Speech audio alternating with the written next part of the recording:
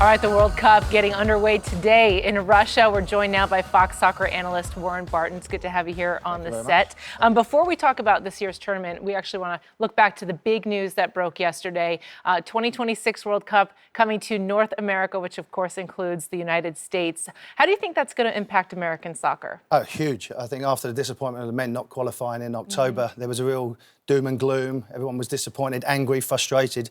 And then to get the news to go against Morocco, it would have been devastating if the US, Canada and Mexico didn't do that. And I just think for the growth of the game, for the excitement of the game, what we've seen in the last probably 5 or 6 years has been phenomenal. And then to have that incentive in 8 years' time, to have it on the US soil, 60 games here, 10 in Canada, 10 in obviously in Mexico, is huge and gives the younger players who didn't qualify for this World Cup that incentive to go forward. For just so the growth of the game and the younger players, whether it's the young boys that are playing or the young girls that are playing, is a huge incentive for them. Warren, two greats, Lionel Messi and Cristiano Ronaldo, of course, haven't won World Cups yet. How much pressure is on both of them to win it, and who do you think has the better shot? That's a great question. I think both of them are under huge pressure. Ronaldo has been lucky enough to win the European competition for his country, to be able to do that. And both of these players have won every individual prize, every club prize, but for a national team. So I'm going to go with Messi, with the quality that he's had, with Argentina and expectations of a nation that are desperate to win the trophy. Back in Diego Maradona, who's very similar to what he is as Messi as a player, the skill, the ability that he has. Everybody talks about Messi being the greatest player ever, but until he wins a World Cup, there's always going to be that question mark. So Messi's under huge pressure. He's got the ability. I'm not sure whether he's got the team. A bit like LeBron James, you was talking. He's got good cast around him, but I don't know whether he's got enough. I would love to see Messi say, get on my back and I'm going to win it for you. So I think he's under more pressure because of Diego Maradona, because of the expectations, but I'm not sure whether the team's strong enough to do it. You just talked about expectations. What about Mexico? What are their expectations? Well, they're in a tough group. They're playing Germany, the first game, and, that's going to be a tough game for them. Then they play, Sweden and South Korea. They've never got to game 5, and that's always been their problem. I do expect them to get out the group, but then I think they're going to get beat again. I'm not sure. I mean, this coach has had, I think it's 41 games and never had the same lineup in 41 games. Wow. So there's no consistency there. There's a little bit of the unknown with players. And guys, when you're playing a game, you want to know, I'm playing, I know my role, I know what I'm doing. Even if you're a fringe player, at the moment, there's a little bit of chaos with that team. But they have got ability. They have got some star players, Chicharito being one of them. But I'm not sure whether, again, there's enough to get to quarterfinals or semi-finals. Another interesting topic. Spain plays Portugal tomorrow. What impact will it have on the firing of their manager on the outcome of that game? What impact would that have? Yeah, I think if it was a lesser team, Spain have won this competition and probably 4 or 5 of these players that are going to start have won it as well. So they're an experienced team. To sack your coach 2 days before a major tournament for Spain because he's already took a job at the end of it. So Real Madrid have to take a little bit of criticism. He does. I mean, I'm a coach going into a World Cup and I'm saying, well, I'm already thinking about what I'm doing 6 weeks away from here. That's not the right situation to be in. The Federation acted quickly, sacked him.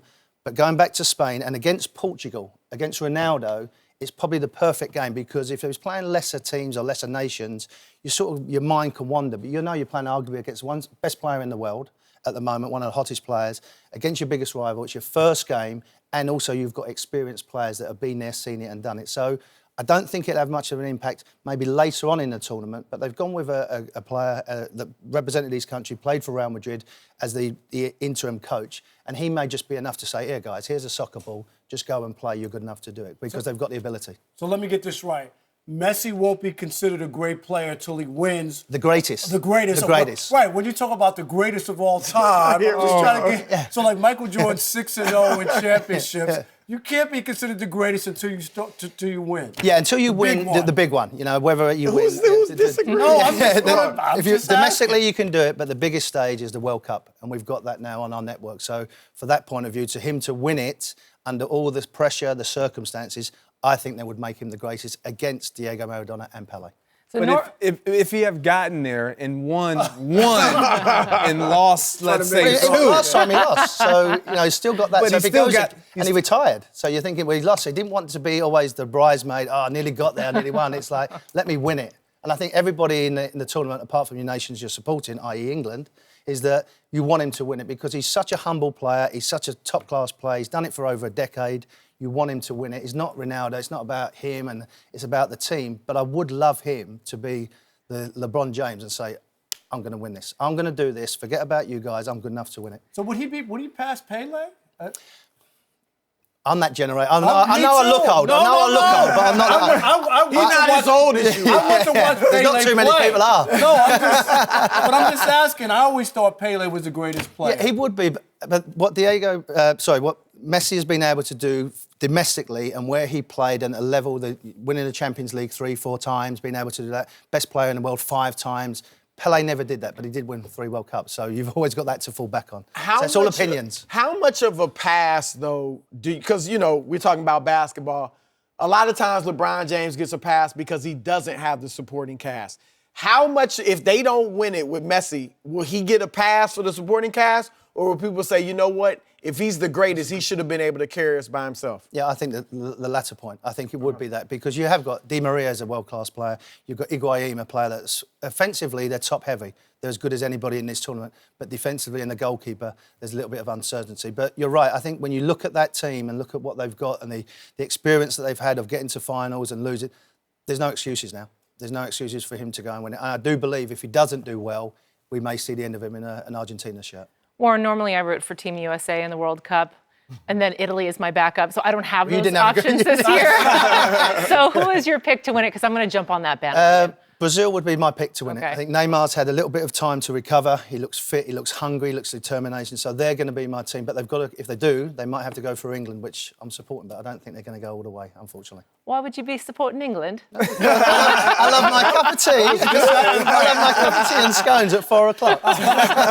You like your tea? I love it. I love my team. Who would be your dark horse pick? Oh, good question. Yeah. Senegal would be good. Really? So, yeah, Senegal, they're fit, strong, athletic, but technically very good.